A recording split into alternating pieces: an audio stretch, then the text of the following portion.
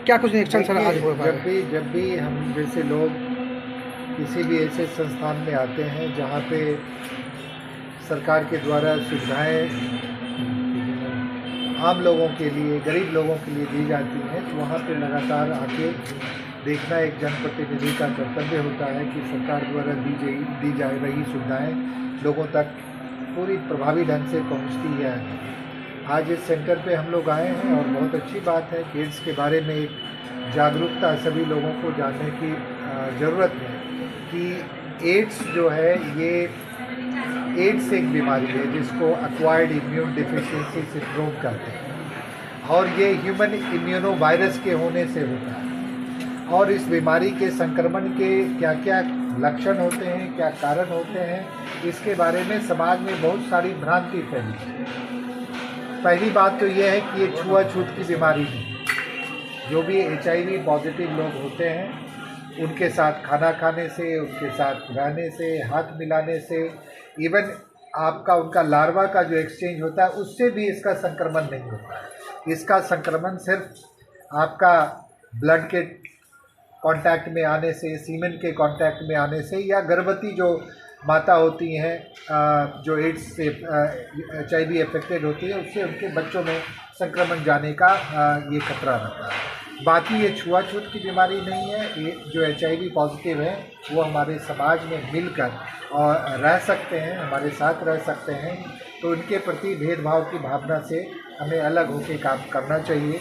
और यही एक जागरूकता का ये कार्यक्रम है। लगातार लोगों में इसके प्रति, इससे कैसे हम बचें, इसके लिए निश्चित रूप से प्रयास लगातार लोगों में जागरूक रख के किया जाना चाहिए।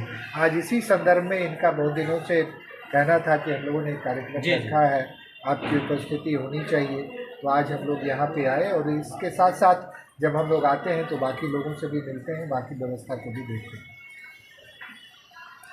बस एक सवाल कर लेते हैं चाहते थे, क्या ऐसी क्या कुछ बातें हैं? नहीं, बवाल तो आप लोग किसी भी बात का बवाल कभी भी अपनी इच्छा अनुसार बना देते हैं। पिछले दिनों भी जो बात हुई थी वो किसी गरीब बच्चे के प्रति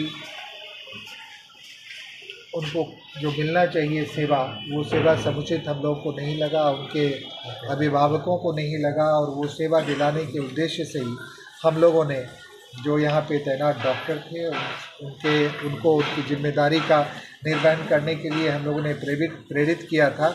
और इसीलिए आप लोगों ने उस वीडियो को उनमें कुछ जब आप जिम्मेदारी का निर्वहन करने के लिए, जब एक टीचर भी जब अपने छात्र को कहता है आप जिम्मेदार बने, तो कई बार तल्ख बातों का प्रयोग होता है, वही हुआ था।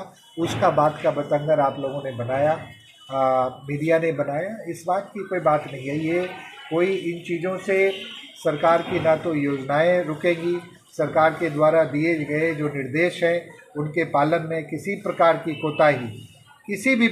कोताही जो सरकार के कर्मी हैं उनके द्वारा वो बर्दाश्त नहीं की जाएगी। स्वास्थ्य सेवा है बड़ा ही डेलिकेट चीज़ है, और सरकारी अस्पतालों में आप सब जानते हैं कि यहाँ गरीब लोग आते हैं जो निजी स्वास्थ्य सेवा को अफोर्ड नहीं कर सकते हैं, वही लोग सरकारी सेवा की ओर रुख करते हैं। और सरकार ने इतनी अच्छी व्यवस्था कर रखी है हमारे सदर अस्पताल में, जिसके कारण से सदर अस्पताल आज बिहार के मानक स्तर में नंबर 1 का दर्जा इसको हासिल है। तो इसकी सेवाएं भी उसी स्तर की हों, उच्चतम स्तर की हों, ये हम सब लोगों का कर्तव्य है। उन सेवाओं के निर्वहन में हमारे जितने भी डॉक्टर हैं, चिकित्सक हैं, इनके ऊपर के जो अधिकारी हैं, CS हैं, सबको मिलजुल कर इस कार्य में सरकार का सहयोग करना चाहिए। ये उनकी जिम्मेदारी है।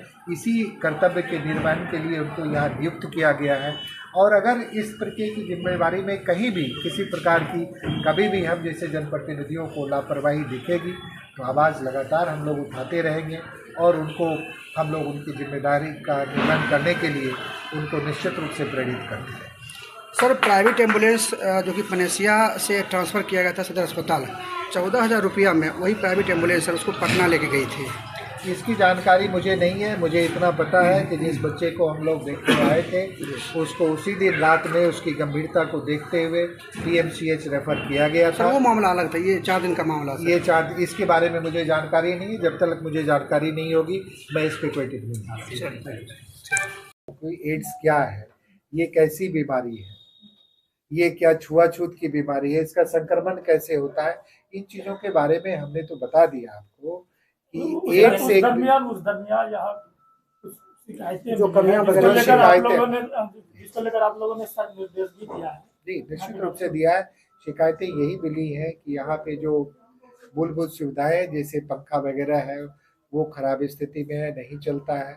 साफ सफाई की दिक्कत है। यहाँ पे जो डॉक्टर्स का इंफॉर्मेशन सिस्टम होना चाहिए, जो डिस्प्लेड होना चाहिए कि कितने डॉक्टर हैं यहाँ पे, उनका नंबर क्या है, संपर्क क्या है, ये छोटी छोटी दिक्कतें हैं और इन दिक्कतों का समाधान निश्चित रूप से होना चाहिए। और इन दिक्कतों के समाधान में एक भी घंटे का वक्त जाया करना बेमानी होगा, क्योंकि ये सारी सुविधाएं आपके पास में। आप चाहें तो हो सकता है आपके इंटरव्यू समाप्त होते होते यहाँ साफ सफाई की व्यवस्था शुरू हो जानी चाहिए। ये आपके पास वो सारा रिसोर्स सरकार ने दे रखा है। तो ये सारी चीजें हैं। ये सिर्फ एक वर्क कल्चर में, आपको एक पर्टिकुलर वर्क कल्चर में आने की जरूरत है। और सारे डॉक्टर हैं और इस एड्स जैसी बीमारी की गंभीरता को सब समझते हैं। नंबर 1 अस्पताल को नंबर 1 जैसा मैं बार बार कर रहा हूँ, बेगूसराय नंबर 1 अगर अस्पताल का दर्जा हासिल है तो इसकी सुविधाएं, डॉक्टर्स की जिम्मेदारी, यहाँ पे जो दवाइयों की उपलब्धता, यहाँ का रख रखाव, यहाँ की साफ सफाई सभी नंबर 1 स्तर का होना चाहिए। तभी इसको नंबर 1 स्तर का मिला है। यहाँ का एडमिनिस्ट्रेशन भी नंबर 1 स्तर का होना चाहिए। किसी कर्मी को अपने अधिकारियों से हर तरीके का सहयोग ससमय मिलना चाहिए, तभी ये नंबर 1 का जो क्रम है वो जारी रहेगा। और इसमें किसी भी स्तर पे कोताही, लापरवाही अगर होती है तो उसको सरकार किसी भी कीमत पे बर्दाश्त नहीं करेगी। ये हम आपको आश्वस्त कर। सर, निरीक्षण के बाद ही क्यों ऐसा फैसला आता है, इससे पहले क्यों नहीं हो जाता है? देखिए, ऐसी बात नहीं है कि निरीक्षण, कई चीजें होती हैं कि आपको समय समय पर आपको घर में भी कई बार सर्वेक्षण करते रहना पड़ता है कि कहाँ पे जाला लगा है, कहाँ धूल है, कहाँ सफाई की जरूरत है। ये सामान्य सी प्रक्रिया है और मैं इसको बहुत एक वर्क कल्चर की बात होती है कि आप किस तरीके के एनवायरनमेंट में, वर्क कल्चर में आपने काम किया है। अच्छे कल्चर में आप काम करेंगे तो वो आपकी रोजमर्रा की जिंदगी में शामिल हो जाएगा। साफ रखना, हॉस्पिटल में, आप प्राइवेट हॉस्पिटल्स में जाइए, वहाँ पे लोग साफ सफाई को बहुत महत्व देते हैं। क्यों? क्योंकि वहाँ पे जो पेशेंट आते हैं वो पे करके आते हैं, वो इन चीज़ों की सुविधा को देखते हैं कि नहीं होगा तो लोग वहाँ नहीं जाएंगे। लेकिन ये सरकार के द्वारा ऑलरेडी पेड है, यहाँ पे करवाने की जरूरत।